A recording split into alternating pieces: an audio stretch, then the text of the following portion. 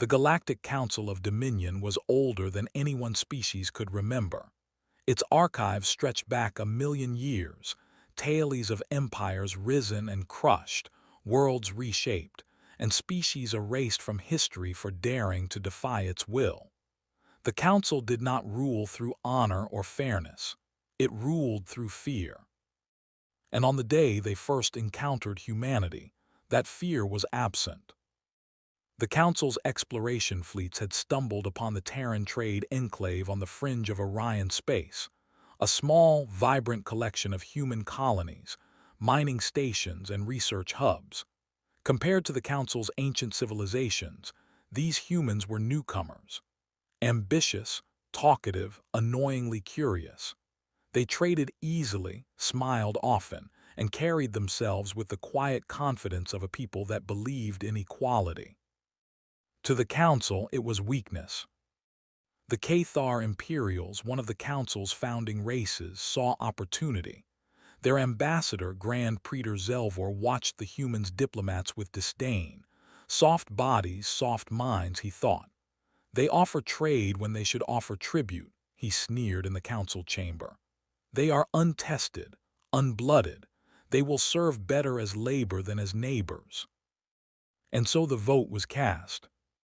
By decree of the council, the human enclave was to be integrated by force, a polite euphemism for conquest and enslavement.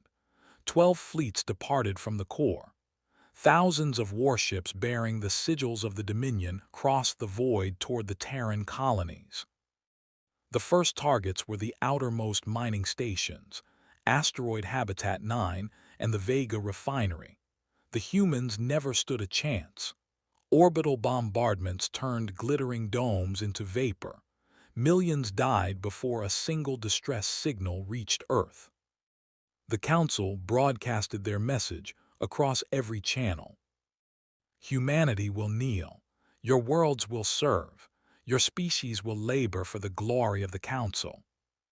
And somewhere on the quiet blue planet called Earth, that message was received. No reply was sent. Just silence. Aye, the feast of arrogance. The Council celebrated. In the grand spire of Velthar Prime, beneath a dome of sapphire glass, alien nobles toasted to their victory. Holofeeds displayed images of captured human workers, engineers, medics, even children, lined up in camps on scorched soil. The Council's generals drank spiced bloodwine and laughed as they watched humans struggle to rebuild shattered habitats for their conquerors.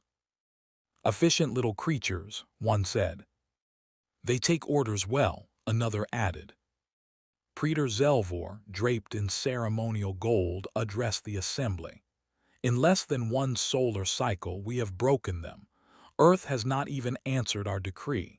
They hide behind words of peace, too afraid to fight.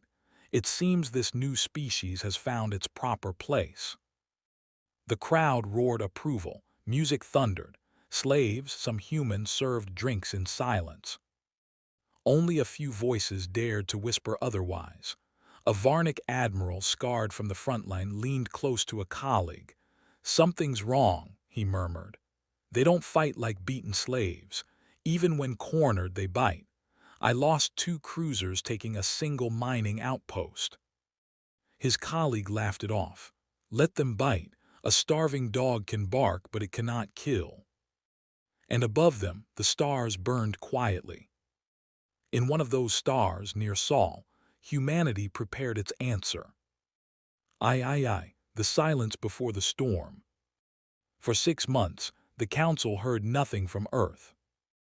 No declaration, no retaliation, no plea. They believed humanity broken.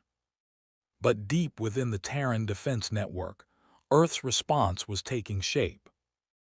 Old alliances were reawakened. The Martian shipyards, silent for decades, roared back to life. The colonies of Luna and Titan, once peaceful research hubs, converted entire cities into weapons foundries.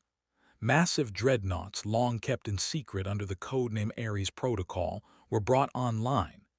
Every human navy, from the smallest patrol corvette to the legendary First Fleet, was recalled to Sol. The Council's sensors began detecting strange signals in the void.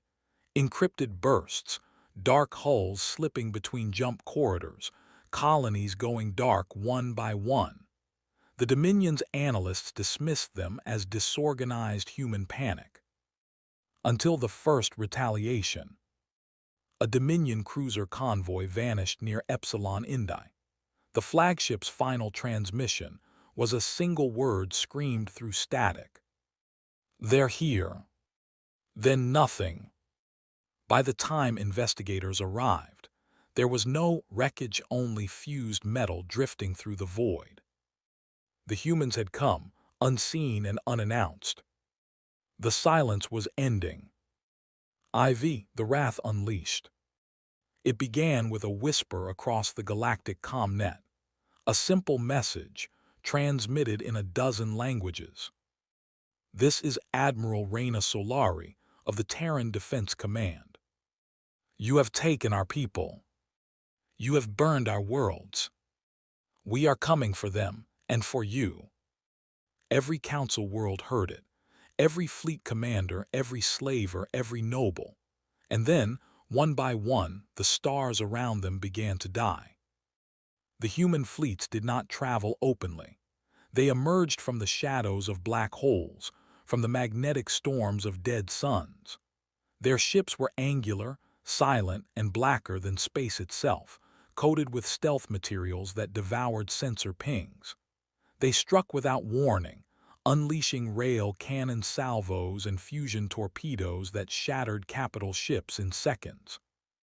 The Dominion's 7th Fleet at Carvas Prime was the first to fall. 1,000 alien warships met 20 human vessels. None of the aliens survived. The humans didn't take prisoners. They didn't broadcast demands. They simply erased every ship, every station, every command post linked to the enslavement of their people. The Council called emergency meetings. Their envoys argued, panicked, blamed one another. Zelvor demanded retaliation. "They cannot possibly match our fleets, crush them before they spread." So the Council sent a grand armada, 1,000,000 soldiers, 3,000 warships, and the flagship Eternal Dominion. They never returned. Survivors from distant systems reported the battle at Sirius. They spoke of the sky itself turning red. They saw Earth's dreadnoughts emerge like silent gods, each one larger than a city, armed with weapons that split moons. Plasma beams carved through fleets as if they were paper. Drones the size of gunships swarmed through enemy lines, tearing apart hulls with machine precision. And in the midst of the carnage, Admiral Solari's voice echoed across every open frequency. "You wanted slaves. You will find only graves." The fall of the Council. One by one, Council strongholds fell. The slave camps on Vega were liberated, not by soldiers, but by orbital strikes that vaporized the entire compound. Humanity had no interest in reclaiming tainted soil. The camps were turned to glass, and their coordinates were removed from star maps. On Velthar Prime, where the Council had once celebrated its triumph, the skies grew dark.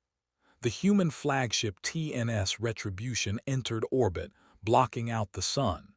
Its weapons were silent for hours, simply watching, letting the aliens below feel the weight of their doom. Praetor Zelvor stood before the Council, trembling. "They wouldn't dare," he rasped. "To destroy a Council world is—" The bombardment began. The first kinetic rods fell like the wrath of gods.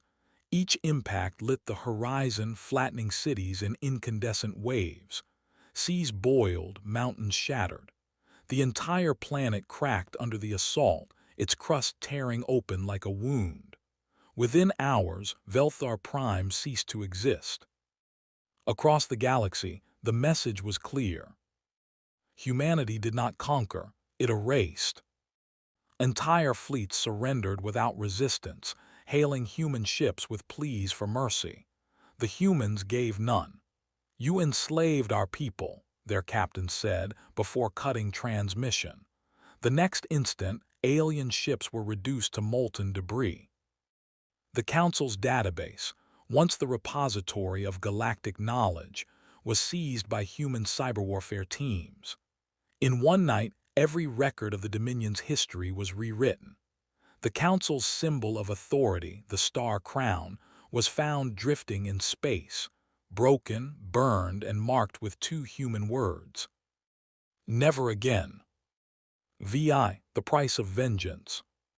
When the fires dimmed and the last Council fleet was gone, humanity stood alone in a quiet galaxy.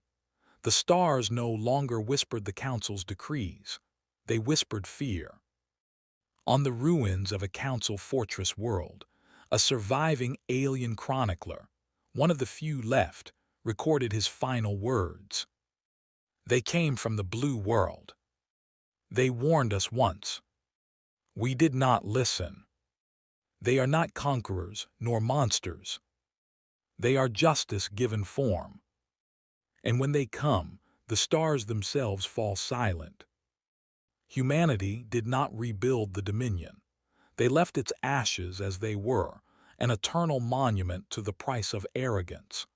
Every surviving species received a simple transmission from Earth: slavery is forbidden. Aggression against free peoples will be answered. We are watching.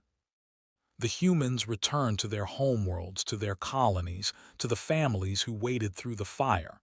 They buried their dead quietly. They did not boast or parade their victory. They simply remembered.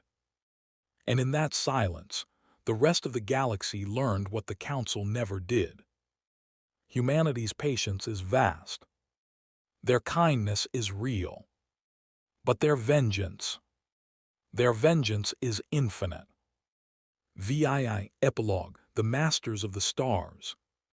Generations later, the younger races tell stories of the humans. They speak of the time when the stars burned with Terran fire, when the arrogant Council sought to bind them in chains, and were instead bound by fear. They call it the Night of Reckoning, the day when the old order ended and the galaxy learned humility. In the academies of distant worlds, alien children are taught the new law.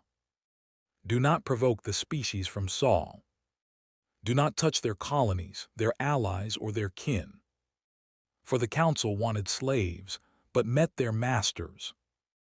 And somewhere beyond the edge of the known stars, a human fleet drifts silently through the void, watchful, eternal, and waiting. Because humanity does not forget. And they never forgive.